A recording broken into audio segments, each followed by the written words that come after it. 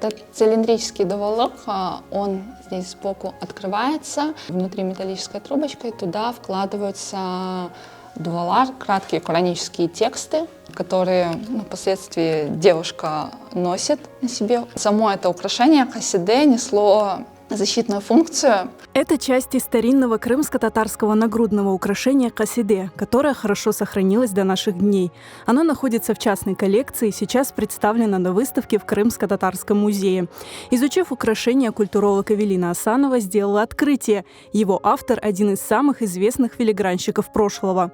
Привлекла внимание техника исполнения, довольно сложная. Это как бы традиционная крымско-татарская филигрань, но есть элементы, которые особо выделяются. На украшении, что добавляет особой ценности, сохранилось клеймо мастера.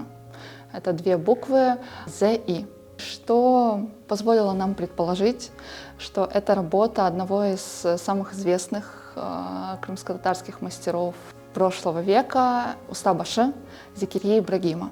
Мы познакомились с Наиле, девушкой, которой принадлежит это украшение.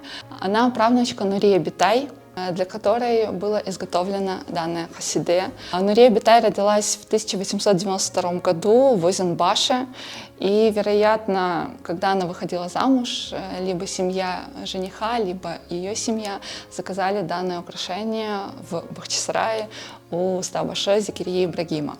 Зекирия Ибрагим работал в конце 19-го, начале 20 веков в Бахчисарае. Был главным мастером среди бахчисарайских филигранщиков Куюмджи. Статус Устабашы бахчисарайских мастеров автоматически его причислял к главному мастеру среди всех крымских мастеров, так как Бахчисарай был такой негласной ремесленной столицей. Он работал в старинных техниках, изучал традиционные украшения, сотрудничал с Усином Баданинским для создания коллекции при музее в Ханском дворце и также принимал активное участие в создании и подготовке украшений для Парижской выставки 1925 года.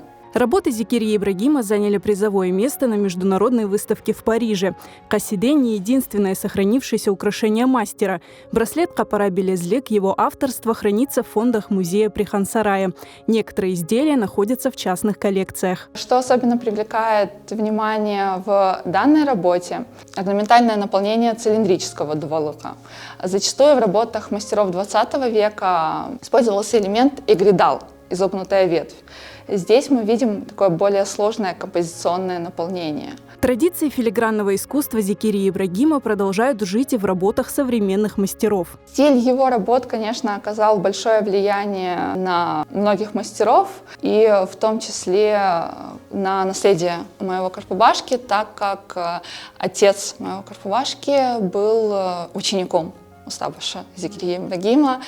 И в детстве, будучи подростком, ребенком, некоторое время Карпубам жил в семье Устабашы Зекирии Ибрагима и также имел возможность общаться с мастером и обучаться у него. Старинное касиде – украшение, которое сейчас редко встречается в музейных и частных коллекциях. Хотя раньше оно было неотъемлемой частью приданого девушки и встречалось практически в каждой семье. Это большая ценность, что работа мастера, который более 100 лет назад изготовил его для семьи из Озенбаша, продолжает храниться в этой семье, передаваться из поколения в поколение. И то, что мы можем узнать имя этого мастера, и то, что оно также сохранится в истории, это большая ценность.